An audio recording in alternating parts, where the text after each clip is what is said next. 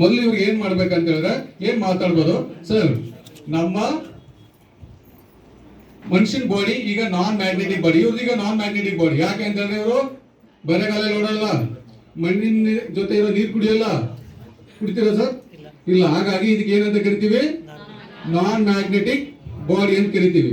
So ನಾನ್ magnetic ಬಾಡಿಗೂ magnetic ಬಾಡಿಗೂ ವ್ಯತ್ಯಾಸ ತೋರಿಸ್ಬೇಕು. ಇದೀಗ ಏನ್ ಬಾಡಿ ಇದು? ನಾನ್ ಮ್ಯಾಗ್ನೆಟಿಕ್ ಬಾಡಿ. ಸೊ ಎರಡು ಕಾಲು ಜೋಡಿಸಿ ಸರ್. ಸೊ ಹಿಂಗ್ ಪುಷ್ ಮಾಡ್ತೀನಿ.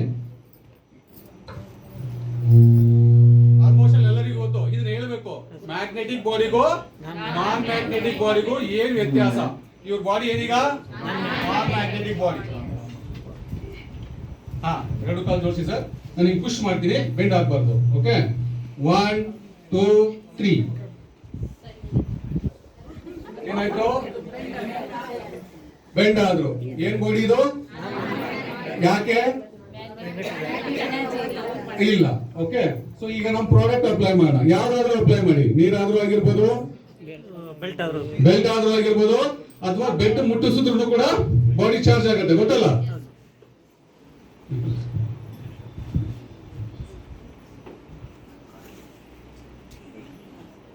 ಸೊ ಈ ತರ ಮಾಡಿ ಅವ್ರಿಗೊಂದು 5 ಟೈಮ್ಸ್ ಹಿಂಗ್ ಪ್ರೆಸ್ ಮಾಡಿಸ್ಬೇಕು. ಏನಾಗತ್ತೆ ಅಂದ್ರೆ ಬೇಗ ಬ್ಲಡ್ ಸರ್ಕ್ಯುಲೇಷನ್ ಚೆನ್ನಾಗತ್ತೆ. ಸೊ ಇವಾಗ ಹೇಳ್ಬೇಕು ಸರ್, ಈಗ ನಿಮ್ ಬಾಡಿಗೆ ಹಾಕೊಂಡಿರೋದ್ರಿಂದ ನಿಮ್ಮ ಬಾಡಿನಲ್ಲಿ ಇರ್ತಕ್ಕಂತ ಇನ್ಆಕ್ಟಿವ್ ಸೆಲ್ಸ್ ಎಲ್ಲ ಏನಾಗ್ತವೆ?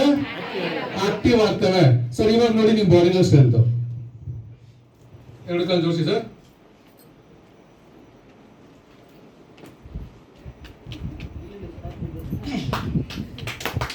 ಬರ್ತಾ ಇಲ್ಲ, ಕರೆಕ್ಟಾ? ಈಗ ಅವ್ರಿಗೆ ಕೇಳಬೇಕು ಸರ್, ಅವಾಗಲೇ ನಾನ್ ಮ್ಯಾಗ್ನೆಟಿಕ್ ಬಾಡಿಗೂ ಮ್ಯಾಗ್ನೆಟ್ ಬಾಡಿಗೂ ವ್ಯತ್ಯಾಸ ಗೊತ್ತಾಯ್ತಾ ಸರ್? ಗೊತ್ತಾಯ್ತು ಸರ್. ಈ ಮ್ಯಾಗ್ನೆಟ್ ಪವರ್ ಎಲ್ಲಿವರೆಗೂ ಇರುತ್ತೆ? ಎಲ್ಲಿವರೆಗೂ ಇರುತ್ತೆ? ಸೊ ಈಗ ಈ ಬೆಲ್ಟ್ ನ ನಾವು ರಿಮೂವ್ ಮಾಡ್ಬಿಟ್ಟು ಮತ್ತೆ ಡೆಮೋ ಮಾಡ್ಬೇಕು. ಯಾಕೆಂದ್ರೆ ಬಾಡಿ ಆಲ್ರೆಡಿ ಮ್ಯಾಗ್ನೆಟ್ ಚಾರ್ಜ್ ಆಗಿದೆ, ಅಂದ್ರೆ ಸೆಲ್ಸ್ ಎಲ್ಲ ಏನಾಗಿದೆ? ಇನ್ಕೊಳ್ಳಿ ಸರ್.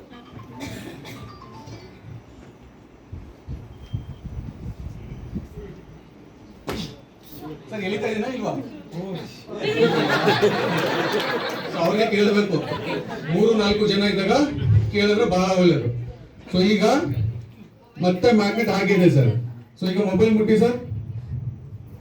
ಆಮೇಲೆ ಕೆಲವರು ಹೇಳ್ತಾರೆ shirt ಜೋಬಲ್ಲಿ ಹಾಕೊಂಡಿರ್ತಾರೆ mobile.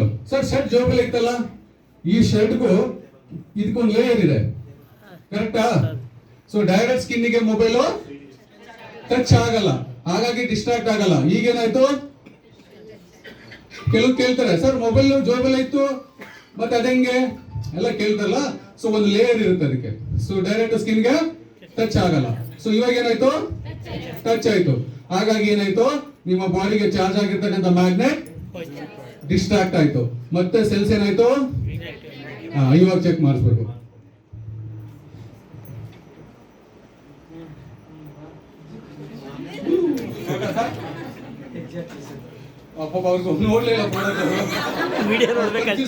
Video ನೋಡ್ಬೇಕಷ್ಟೇ. Okay.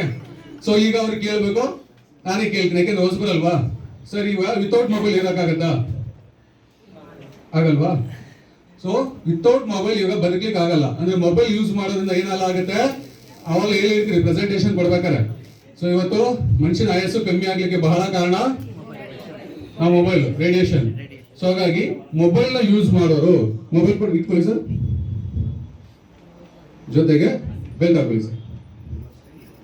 So mobile ನ ಯೂಸ್ ಮಾಡೋರು ಅದೊಂದೇ ಅಂತಲ್ಲ, ಕಂಪ್ಯೂಟರ್, ಲ್ಯಾಪ್ಟಾಪ್ ಅಥವಾ ಅತಿ ಹೆಚ್ಚು ಯಾರು ಕಂಪ್ಯೂಟರ್ ಕೆಲಸ ಮಾಡ್ತಾರಲ್ಲ ಅವರು, ಅಥವಾ ನೀವು ಬಟ್ಟೆ ಅಂಗಡಿಯಲ್ಲಿ ಕೆಲಸ ಮಾಡ್ತಾರೆ ಗೊತ್ತಾ? ಬಟ್ಟೆ ಅಂಗಡಿಯಲ್ಲಿ ಕೆಲಸ ಮಾಡೋರಿಗೆ ಏನಾಗುತ್ತೆ ಅಂದ್ರೆ ಹೈಯೆಸ್ಟ್ ಲೈಟ್ಸ್ ಅಥವಾ ವಾಚ್ ಅಂಗಡಿಯಲ್ಲಿ ಅಂಗಡಿಯಲ್ಲಿ ಯಾರೆಲ್ಲ ಕೆಲಸ ಮಾಡ್ತಾರೆ ಅವ್ರಿಗೆ ಲೈಫ್ ಸ್ಪ್ಯಾನರ್ ಬಹಳ ಕಮ್ಮಿ. ಯಾಕೆ ಅಂತ ಹೇಳಿದ್ರೆ ಆ ಒಂದು ರೇಡಿಯೇಷನ್ ಕೂಡ ಬಹಳ ಬಾಡಿಗೆ ಸೈಡ್ ಎಫೆಕ್ಟ್ ಮಾಡುತ್ತೆ. ಸೊ ಆ ತರ ಕೆಲಸ ಮಾಡೋರು, ಮೊಬೈಲ್ ಯೂಸ್ ಮಾಡೋರು, ಲ್ಯಾಪ್ಟಾಪ್ ಯೂಸ್ ಮಾಡೋರು ಈ ಬೆಲ್ಟ್ ಹಾಕೊಂಡ್ರೆ ಸೊ ರೇಡಿಯೇಷನ್ ಎಫೆಕ್ಟ್ ಇಂದ ನಮ್ಮ ಬಾಡಿನ ಏನ್ ಮಾಡುತ್ತೆ? ಪ್ರೊಟೆಕ್ಟ್ ಮಾಡುತ್ತೆ. ಸೊ ಹಾಗಾಗಿ ಈಗ ಮತ್ತೆ ಡೆಮೋ ಮಾಡಬೇಕು. ಏನ್ ಹಾಕಿದೀವಿ? ಬೆಲ್ಟ್ ಹಾಕಿದೀವಿ.